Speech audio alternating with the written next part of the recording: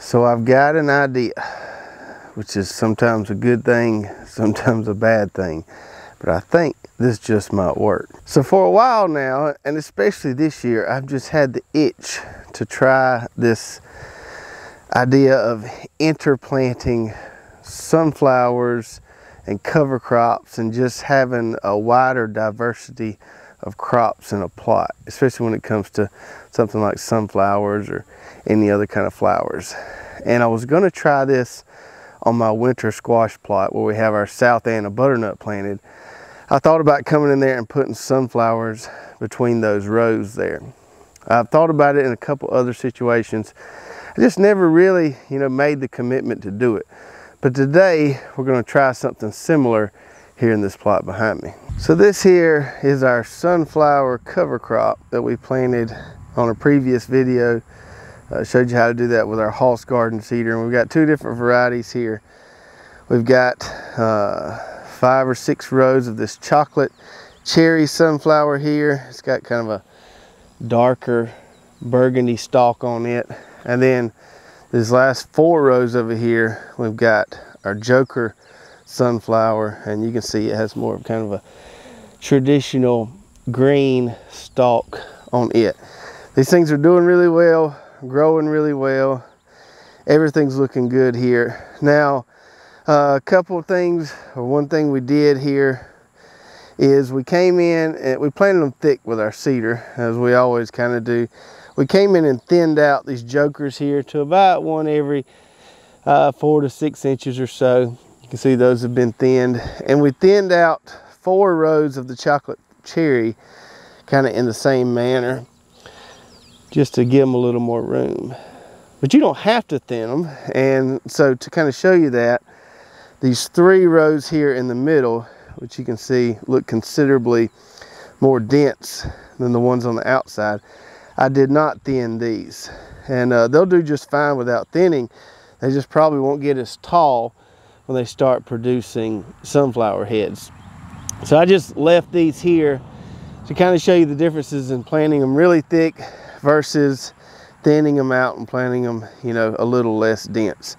Either way works. I just want to show you both options, and once they start blooming, you'll be able to tell a difference here. So these here, we can see down there how thick or how close those stalks are.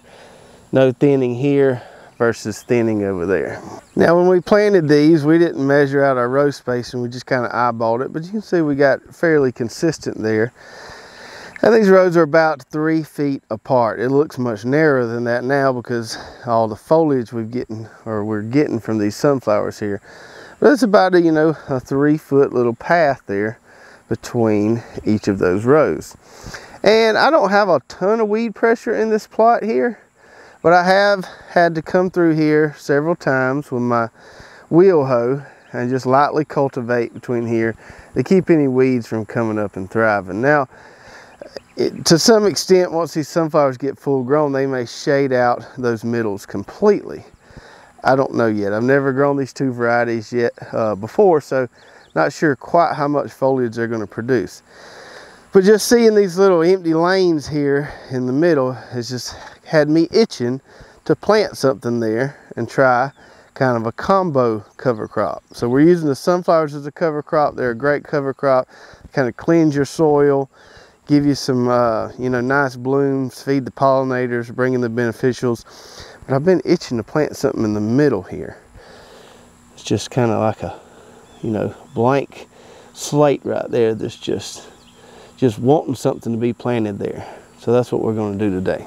Now my first idea was to go fill in those spaces between the rows with some sorghum Sudan grass, which is another awesome cover crop we like to use around here, and that would have probably worked really, really well.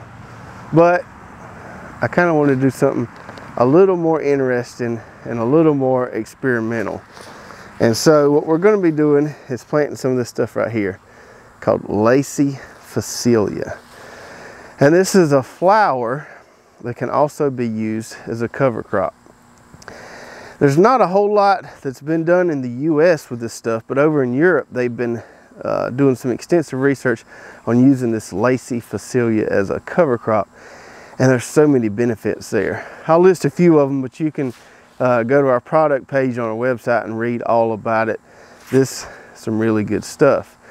So it's a nitrogen fixing flower cover crop, has really deep roots that's supposed to help, penetrate, break up your soil way down deep there.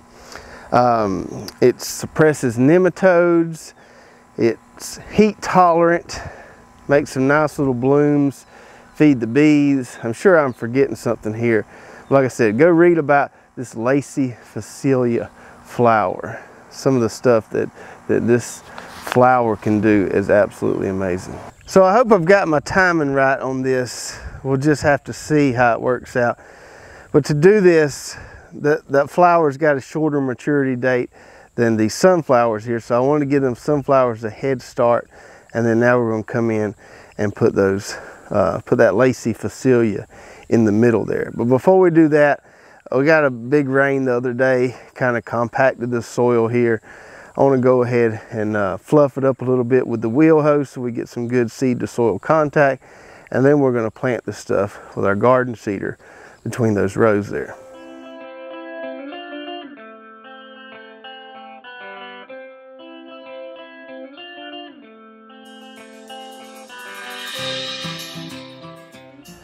All right, all right, all right.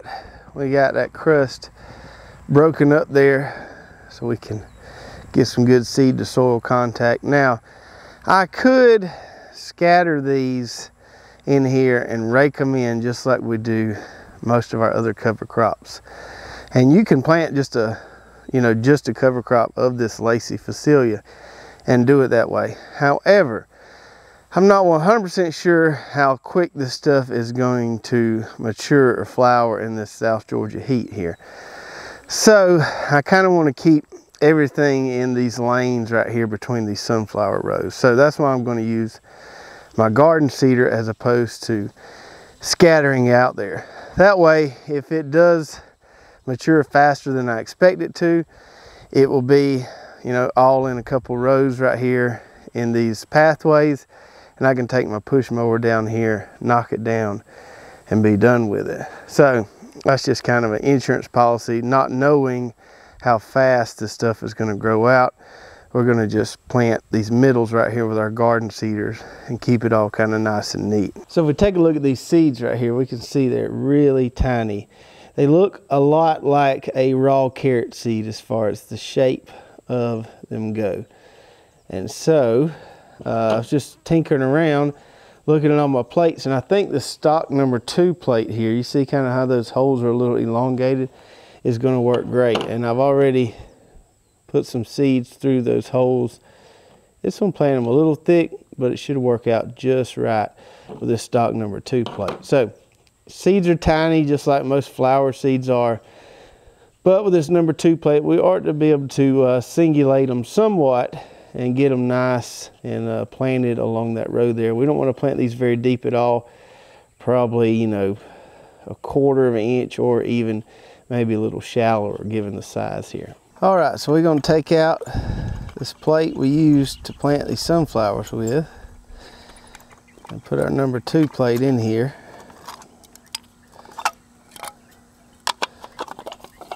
Get that number 2 plate sat in there just right.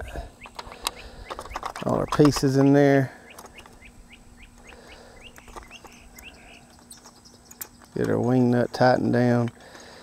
I got my depth set here right at about 1/4 of an inch, maybe a little shallower than that. I don't want to tighten that wing nut too tight.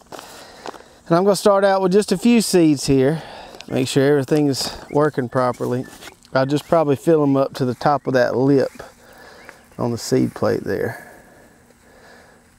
And we can refill it when we need to, but that'll let us know if everything's working just right. For my planting strategy here, like I told you earlier, these lanes or these pathways between these rows are anywhere from 2.5 to 3 foot wide. So I think what I'm going to do is I'm just going to come in here and plant 2 rows in each little pathway here, probably around 6 to 8 inches apart. And we'll see how that goes, see how that works, and just kind of give us a a baseline in the future to kind of judge our spacing with this stuff on. But I think that should be plenty enough to get some nice dense coverage once this stuff gets up and growing.